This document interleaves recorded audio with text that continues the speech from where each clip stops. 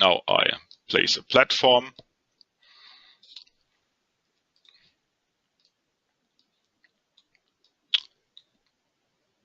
And those sketches are only to give you an easy possibility to really draw a sketch. And it's not a design tool, it's really a sketching tool. So I here place a cylinder, I scale it a little bit, I move it. I want to have a pump down here, so we have included a catalog function. And here you can place your own objects in a catalog. So we are about to create a standard catalog.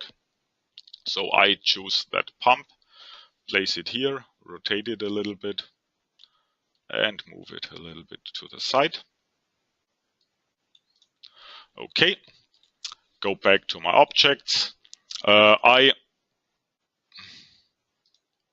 create a pipeline. Pipeline is very simple. It switches between choosing the direction the pipeline should go and then defining the length in that direction.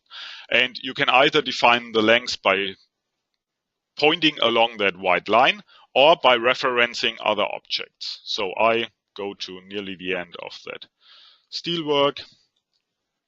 I go in that direction. Up to here, I go down to that height, that direction. Now I reference to that pump, go down, again, height of the pump, direction of the pump. When it turns green, I can connect it. Now that's my pipeline. I want to have a little bit thicker line from here on. Therefore, I place a reducer.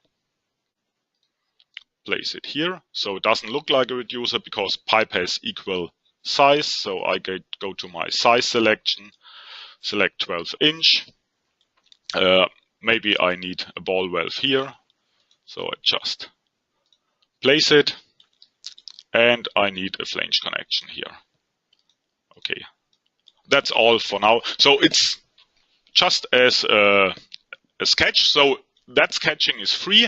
You can have an additional license that allows you to save the sketch and reload it. So let's assume I save my sketch.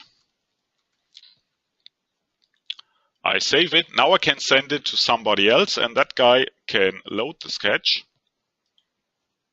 select it, and maybe modify it. Maybe he tells me, no, I don't want to have that ball valve here because the smaller one here is cheaper. And I want to have a wall. For what reason? So I can easily place a wall here, up to here, and connect it. And maybe I want to move that pipeline to that position. So,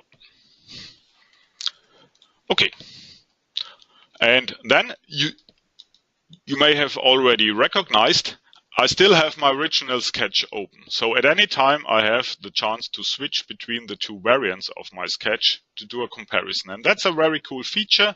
So different people can bring in their different ideas, they can modify it and then compare it one against each other. And if you have your final sketch, then you can give that sketch to a detail designer, and then from there he can do the real design on that portion of the model.